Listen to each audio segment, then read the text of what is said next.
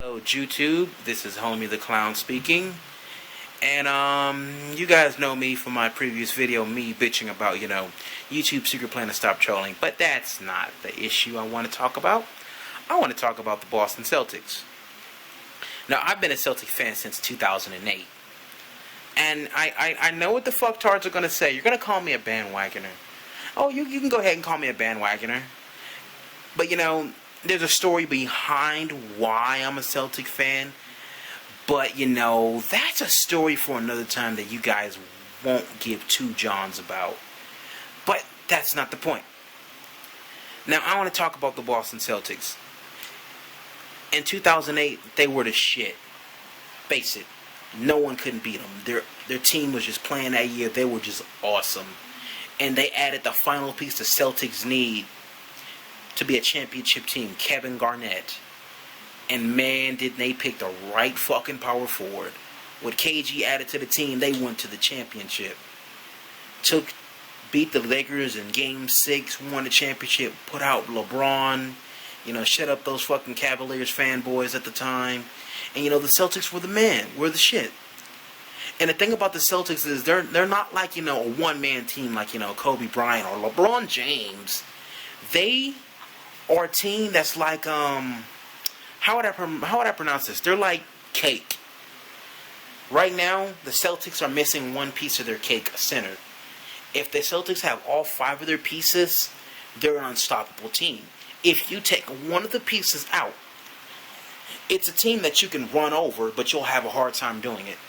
Like, for example, I can explain to you what happens if you take out one of the pieces of the cake. They won a championship, 2009, that following year.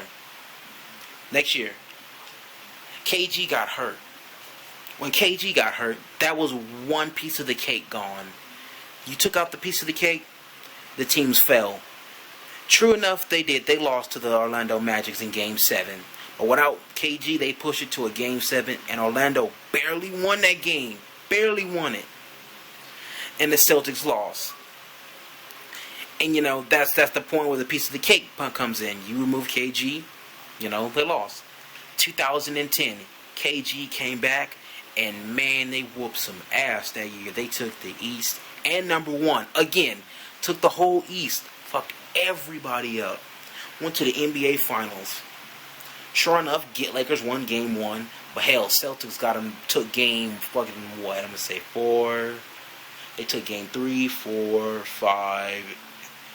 And they were about to take 6. But, Lakers came up and pushed it to a Game 7. I know I probably said it wrong, but fuck it. They took Game 7. Okay. Sure enough, Kendrick got hurt. And key point, remember my cake theory. That's one of the pieces of the cake going away. You take that other cake, the Celtics are, pretty much just a useless team. Well, not useless, but, you took them away. You destroy a little bit of their power.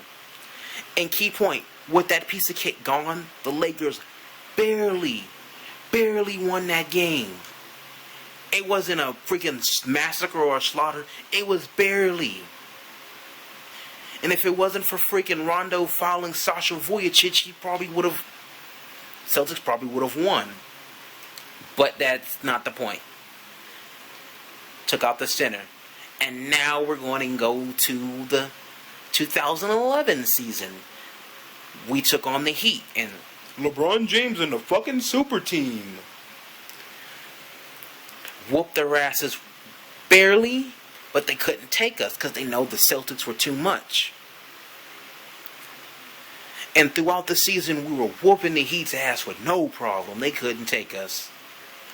But, Danny Ainge, the loner of the Celtics, had to make a freaking retard mistake. He decided to trade it. Kendrick Perkins. Key point, one of the most important pieces of the cake you cannot get rid of. For Jeff Green and Troy Murphy. Oh, golly gee. Aren't they some good fucking players? Sure enough, that was by far one of the dumbest mistakes he's ever made. He got rid of Kendrick Perkins. Sure, no problem. Nate Robinson, I could say, you know what? That was still a stupid mistake, but he ain't that important. But you got rid of Kendrick was the baddest part. So, okay. Celtics made a dumbass mistake. Sure enough, it cost them during the playoffs. When they took on the New York Knicks, no problem. That team, that was our first time going to the playoffs. And, they were an unexperienced team. Of course, they were going to take them with no problems. I just didn't expect a sweep. And I got to admit, during that playoff season, Carmelo played his ass off. He put in fucking 42 points. And, Carmelo's never done that in the playoffs. Not when he was with the freaking Nuggets or when he was with the West. He played his ass off that night, and I have to give my props off to him. That was amazing. Kicked the point, the Celtics whooped them. They came up to the biggest challenge of them all, Miami Heat. I'm thinking to myself, we might take Miami. We whooped our ass.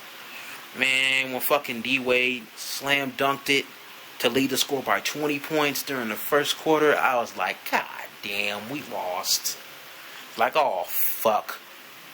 I said, okay, they probably took game 1. Don't whoop the fucking... Game 2. Here comes LeBron James with the 3. I'm like...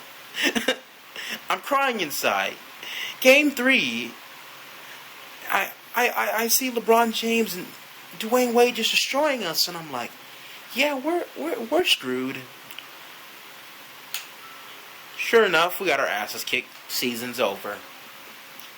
We start off next year. We pick up some new players, Brandon Bass, and I'm going to give a hand to Brandon Bass. He's a good player, and I ain't going to lie. Brandon Bass is a great player, and, it sucks when you let players stay on the bench because, how they're supposed to express their full potential. Because when he was in Orlando, he was not putting in 20 or 28 points during the playoffs. Brandon Bass was a great help during the playoffs. This season we had. And, I'm surprised. I thought we were going to lose when we went to Miami anyway. But I didn't expect them to push it to a Game 7. I was shocked when they did that because I thought Miami was going to whoop our ass. I was like, yeah, we're going to lose, whatever. But, they pushed it to a Game 7 and almost eliminated them. That's when I was shocked. I was like, what? We still lost, but, I was just, amazed at myself. They can push it to a Game 7. But, that just kicks the point. This is what happens when you get rid of the cake. You got rid of Kendrick Perkins, and this is what happens. You lose like crazy. If the Celtics ever just want to win, they need to get a good center. Without a good center, Celtics is just going to continue on this losing streak. And, they're not old jackasses for you people who call them old. Now, I can't name too many athletes that are 36 years old and put in 28 points and play like he's 20. No. KG's not old, jackasses. KG's going to be that type of player when he hits 40. He's not going to get bad until he hits age 40. And even then, he's still going to be good. So that's for all you fucking Celtic haters out here. This is Homie the Clown. Peace out, YouTube.